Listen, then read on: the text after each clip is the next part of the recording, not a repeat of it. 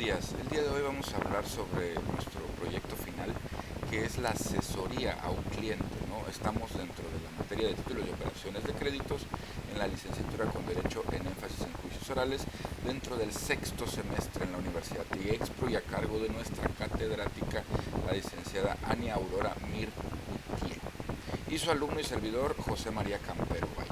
Bueno, el tema que nos implica el día de hoy es una asesoría, ¿no? En donde nosotros tenemos que brindarle una asesoría a una cliente mayor de edad, en un estado civil soltera, que pues acude a hacer a vender o a hacer una operación de crédito por un valor de 2.800.000 pesos de un bien inmueble, ¿no? Ubicado en la Ciudad de México. Esta compraventa se realiza con un anticipo de 600.000 pesos y queda firmado ante notario o estipulado que posteriormente se dará la cantidad siguiente. En una determinada fecha se formaliza la compraventa en la propiedad con un notario pagando la cantidad adecuada, pero fue mediante un cheque, ¿no? El cual también, para reafirmar o tener mayor confianza del cheque, se realiza un pagaré con un aval, que en este caso la hermana del comprador es la que realiza ese papel, ¿no? Pero desgraciadamente y por inconformidades el vendedor acude a la institución bancaria y se encuentra con que este cheque no tiene fondos, ¿sí? Entonces surge un problema bastante complejo, ¿no? Porque estamos hablando de un fraude y diferentes circunstancias. Bueno, en primer paso, ¿qué tendríamos que hacer? Primero que nada, demostrarle al cliente que tenemos el conocimiento sobre el tema, ¿no? Le tendríamos que hablar de qué son los títulos y las operaciones de crédito. Son de gran importancia para el desarrollo de la economía. Es un agente que ayuda al comercio, ¿no? Para no tener en efectivo cierta cantidad tal vez exagerada, ¿no? Para comercializar los bienes humanos. Los títulos son instrumentos de crédito o de pago y permiten la circulación de la riqueza, beneficiando a los acreedores y al mismo tiempo dándole obligaciones para poder desempeñar un papel en una transacción. Desde este punto también se puede enfrentar que los títulos y operaciones, desde el punto de vista del derecho mercantil, es un desafío a la modernidad, ¿no? En donde las actuales economías pues revolucionan por la tecnología, en donde ya casi la mayoría de las cosas pues se vuelven electrónicas y tenemos ciertas complejidades. Ahora bien, con respecto al tema como tal, en el artículo 5 de la Ley General de los Títulos y Operaciones de Crédito, los títulos de crédito son los documentos que contienen y describen los derechos de un poseedor sobre la obligación de un pago. Los títulos de operaciones de crédito permiten al acreedor tener un certificado de pago sobre el pago que tiene crédito otorgado, ¿no? Entonces, dentro de estos títulos de crédito es lo que hace que la economía exista, ¿no? Que las transacciones mercantiles se den de una buena forma y se cumplan, ¿no? Ahora bien, cuando nosotros hablamos de las personas que intervienen para la realización de títulos de crédito, según y de acuerdo a la Ley General de Títulos de Operaciones de Crédito, son los títulos al portador, los títulos nominativos, ¿sí? Que lo que van a hacer, pues en caso del título al portador, es que quiere decir que puede hacerse valer por cualquier persona que tenga el poder de ese documento oficial, por así llamarlo, ¿no? Entonces, también existen elementos que debemos recordar, ¿no? Como la circulación consiste en la facilidad para transmitir la titularidad de un título de crédito, la legitimidad, que es lo que nosotros observamos aquí, en donde pues, se acudió con un notario público, y los títulos de crédito básicos más utilizados pues es una letra de cambio, que es un documento mercantil mediante el cual un acreedor extiende una orden de pago a su deudor y quien debe hacerla efectiva en fecha y lugar determinados. Ahora bien, el pagaré. El pagaré es el documento en el cual una persona se obliga a pagar a otra una cantidad en una fecha determinada. En este momento pueden incluirse intereses. Y el cheque, que también es el que nos interesa, es un título de crédito normativo al portador con una orden incondicional de pagar una suma determinada expedida a cargo de una institución de crédito. Aquí lo que nos interesa son dos situaciones, ¿no? Que es el pagaré, porque tenemos un pagaré firmado y también con un aval, ¿no? Que fue la hermana del comprador. Y el cheque es el título normativo que lo expide o que lo avalada lo valida una institución de crédito, ¿no? De tal manera que estos títulos de operaciones de crédito son el futuro de la moneda, ¿no? Y del derecho mercantil y de la forma de transmitir el avance de la tecnología. Ahora bien, el que nuestra persona a la que le vamos a brindar la asesoría tenga un pagaré y un cheque, le brinda la confianza de que sí se le va a regresar ese dinero, ¿no? Y no es un dinero perdido. De tal forma que sí necesitamos darle este conocimiento sobre qué es un cheque y un pagaré. Cuando nosotros hablamos de un cheque, vamos a decir que es un documento mercantil por el cual un banco o una entidad de crédito se obliga, ¿sí?, al pago determinado de una cantidad por una orden de sus clientes y con cargo a la cuenta bancaria. El cheque debe de contener, por supuesto, la denominación del título, lo que se va a exigir que se pague, el nombre del que ha de pagar o librado, que necesariamente habrá de ser un banco o una cantidad financiera, la cantidad a pagar, por supuesto, que es una de las fases más importantes, lugar de pago, fecha y lugar de emisión del cheque, firma del que emite el cheque, ¿no? El cheque se debe ser pagadero a la vista, el cheque se emite sobre un documento impreso con la entidad financiera correspondiente y a cargo de la determinada cuenta bancaria, ¿sale? Entonces el cheque tiene un propósito y está avalado por una financiación, por una agencia bancaria, ¿no?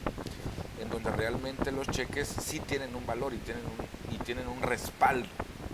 Aquí nos encontramos en una situación compleja porque ese cheque no tiene fondos. Entonces estamos cayendo en un fraude y estamos entrando en un área penal. Pero la confianza de regresar el dinero sí existe y sí está, ¿no? Ahora bien, nuestro cliente no solamente cuenta con un cheque, sino también de una forma muy inteligente exigió un pagaré.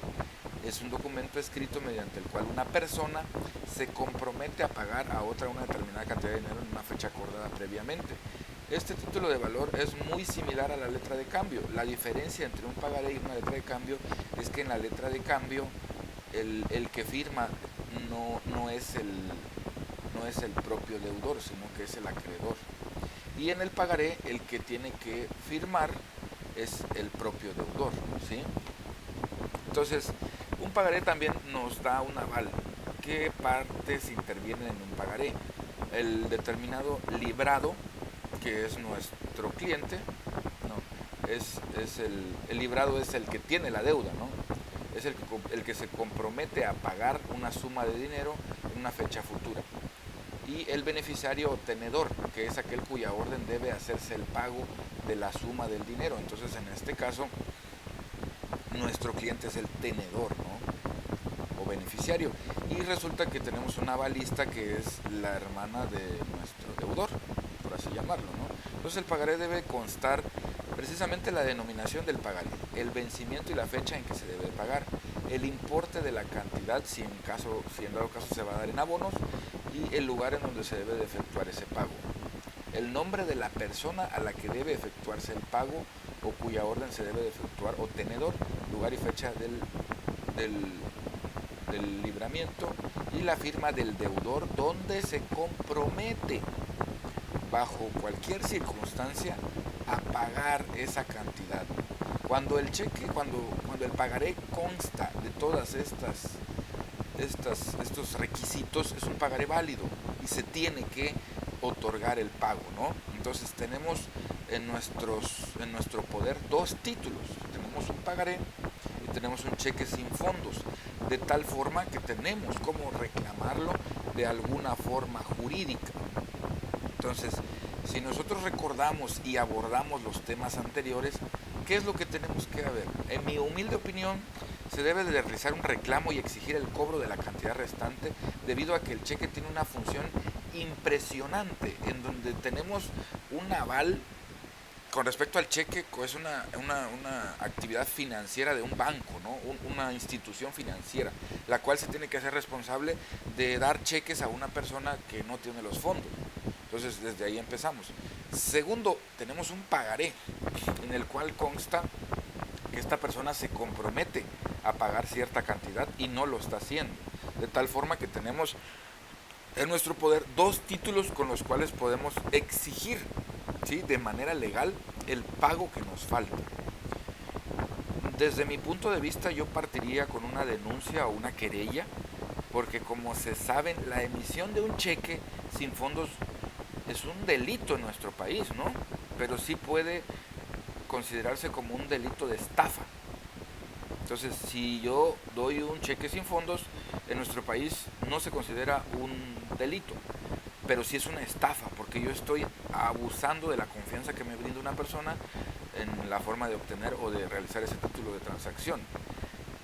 Bueno, la finalidad de esta demanda que nosotros vamos a realizar es obligar al responsable a pagar, ¿sí?, por lo que debe, ¿sí? De tal forma que es importante hablar sobre la importancia del cheque y la importancia del pagaré que se firmó.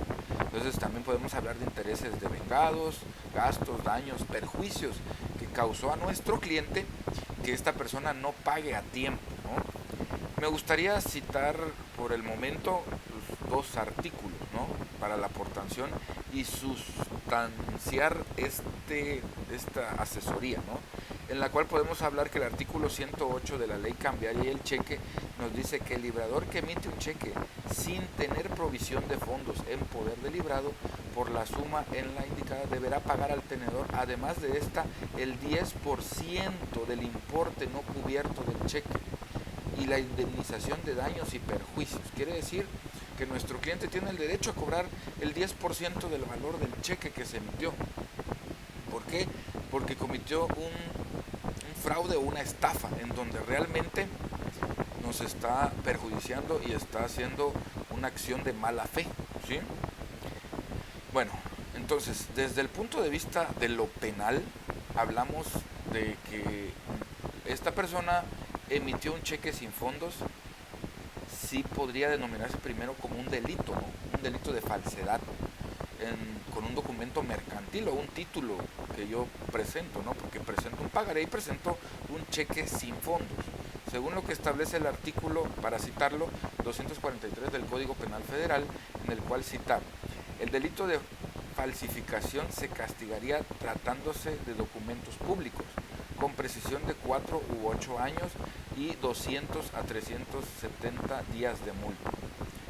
En el caso de los documentos privados, como es lo que nosotros vimos, con prisión de 6 meses a 5 años y de 180 a 370 días de multa. Entonces, aquí nosotros podemos proceder, en este caso, con respecto a de una forma, el artículo 108 en la ley cambiaria del cheque, una forma civil, y podemos proceder de manera penal. ¿Por qué? Porque está cometiendo un delito de falsedad de documentos, ¿no? Tal vez no con la importancia que tenga un documento público, pero sí un documento privado, en donde me está haciendo un fraude de darme un documento sin fondos, ¿no? Entonces, desde este punto de vista tenemos dos artículos que nos sustentan. El artículo 243 del Código Penal Federal, en donde se clasifica como un delito el uso de un documento privado sin fondos, ¿no?, y se castiga con cárcel. Del mismo modo tenemos el artículo 108 de la ley cambiaria del cheque, en donde nos dice que tenemos el derecho a cobrar el 10% más por daños y perjuicios del cheque que no contiene fondos, de tal forma que sí tenemos cómo defender a esta persona y de tal forma tenemos que actuar para defenderla, ¿no? Entonces tenemos esas iniciativas y es con las que vamos a contar para poder defender a nuestro cliente en estos casos. Por mi parte sería todo, muy agradecido y que tengan una excelente tarde. Gracias.